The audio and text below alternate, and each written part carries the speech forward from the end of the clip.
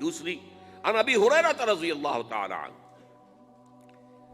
یہ ترمذی شریف کی روایت ہے، قال قال رسول اللہ صلی اللہ علیہ وسلم یخرج من خراسان رایات سود لا يردها شیء حتی تنصب بإیلیا، خراسان کے علاقے سے سیاہ جھنڈے لے کر فوجیں آئیں گی، ان کا رخ کوئی موڑ نہیں سکے گا، ان کو پیچھے پھیر نہیں سکیں گے کوئی بھی، یہاں تک کہ وہ یروشلم میں جا کر جھنڈے نصب کر دیں گے۔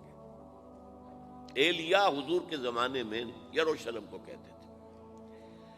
یہ یروشلم تھا جب حضرت سلیمان کی حکومت تھی اور یہاں پر معبد سلیمانی، ہیکل سلیمانی قائم ہوا، پھر یہ یروشلم ہی رہا ہے تاریخ میں، یہاں تک کہ سن 70 عیسوی میں جب ٹائٹس رومی جنرل نے اس کو گرایا، ختم کیا، سیکنڈ ٹیمپل گرا دیا اور یہاں سے یہودیوں کو کہا نکل جاؤ، یہاں سے کوئی یہودی باقی نہیں رہا، تب بالکل تہو بالا برباد کر دیا۔ اس کے کوئی 150 سال بعد ہیڈریان، رومن ایمپرر ہیڈریان، اس نے پھر دوبارہ آباد کیا اس شہر کو۔ 150 سال تک یہ بالکل بنجر اور بالکل غیر آباد پڑا تھا۔ اب ہیڈریان نے جب آباد کیا تو اس کا نام ایلیا رکھا، اب یروشلم نام نہیں تھا، تو حضور کے زمانے میں پھر اس کا نام ایلیا تھا۔ اور اب اس سے کیا معلوم ہو رہا ہے کہ یہ یروشلم مسلمانوں کے قبضے سے اس وقت نکلا ہوا ہوگا، ایک دفعہ پہلے نکلا تھا، سن 1099 عیسوی میں مسلمانوں کے ہاتھ سے نکلا، کروسیڈرز عیسائیوں نے آ کر اس کو قبضے میں کیا، لاکھوں مسلمانوں کو مارا، قتل کیا۔ اس کو 1187 عیسوی میں واپس لیا ہے۔ کس نے لیا ہے؟ صلاح الدین ایوبی، کرد۔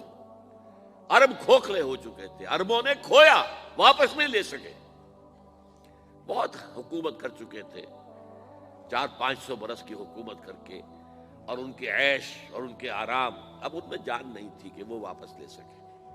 واپس لینے والا گرم کرد خون تھا، صلاح الدین ایوبی۔ تو گویا کہ اب آپ سمجھئے کہ 88 برس تک عیسائیوں کا قبضہ رہا یروشلم پر۔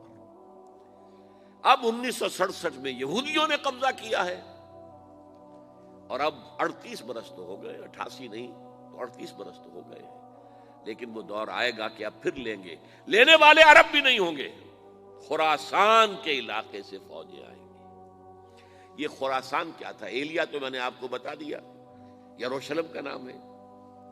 خراسان اس زمانے میں ایک بہت بڑے ملک کو کہتے تھے، کچھ حصہ پاکستان کا بھی اس میں شامل ہے، کچھ حصہ ایران کا بھی ہے، ایران کے اس حصے کو اب بھی خراسان کہتے ہیں، وہ ایک صوبہ ہے، خراسان ایک صوبہ ہے ایران کا چھوٹا سا۔ پاکستان میں خاص طور پر یہ جو علاقہ مالا کنڈ ایجنسی کہلاتی ہے، اس سے اوپر جتنا علاقہ ہے، اور یہ جو واخان کی ایک پٹی آتی ہے اوپر، واخان افغانستان کی ایک پٹی سی دم سی چلی آتی ہے جو جا کر چائنا کی سرحد سے مل جاتی ہے، یہاں سے لے کے یہاں تک یہ جو مالا کنڈ کا وہ درہ ہے اور پہاڑ ہے، یہ بھی خراسان کا حصہ ہے۔ باقی تقریباً 2/3 آف افغانستان، ساؤدرن حصہ نہیں ہے خراسان کا حصہ، یہ سیستان کہلاتا تھا، یہ خراسان نہیں ہے، لیکن یہ کہ اوپر کا 2/3 آف افغانستان، اور اس کے ساتھ یہ جو عرب، جو اب یہ ترک ممالک آزاد ہوئے ہیں سوویت یونین کی ڈسولوشن کے ساتھ، یہ سارا علاقہ کہلاتا ہے خراسان بزرگ، دی گریٹ خراسان۔